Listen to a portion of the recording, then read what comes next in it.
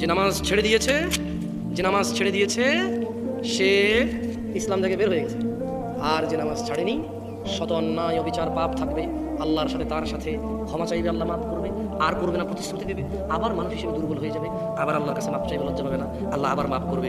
এরপর এক পর্যায়ে আল্লাহ ঘোষণা দিয়েছে ইল্লা মান তাব, অথবা যে ব্যক্তি তার সমস্ত গুনাহ থেকে ফিরে আসে, ওয়া আমানা, আল্লাহর প্রতি ঈমান আনে, ওয়া আমিলা আমালান সলিহা, তার গুনাহ যত কিছুই হোক সে যদি ফিরে আসে, ঈমান আনে, মাপ চায়, ভালো কাজ করে, ফাউলাইকা ইউবাদদিলুল্লাহ সাইয়্যাতিহিম হাসানাত। এই যে লোকটা বললো জেনা করবে না, আবার করছে, চেষ্টা করছে না করা হয়ে গেছে, নেশা করবে না আবার করছে, সর্বোচ্চ চেষ্টা করেছে না করার পথে হয়ে গেছে।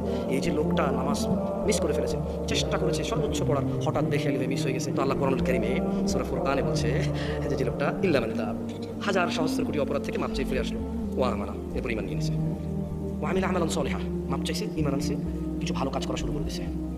তাহলে বলছে ফাউলাইক, তার পিছনের যে হাজার লক্ষ কোটি সহস্র গুনাহ আছে, ইউবাদদিলুল্লাহ, আল্লাহ বদল করে দেবে গুনাহগুলোকে, শুধু মাপ না, এগুলোকে আল্লাহ বদলাই দেবে, এক্সচেঞ্জ করে দেবে, কিসে? সাইয়্যাতিহিম হাসানাত, নেকিতে পরিবর্তন করে দেবে সব গুনাহকে।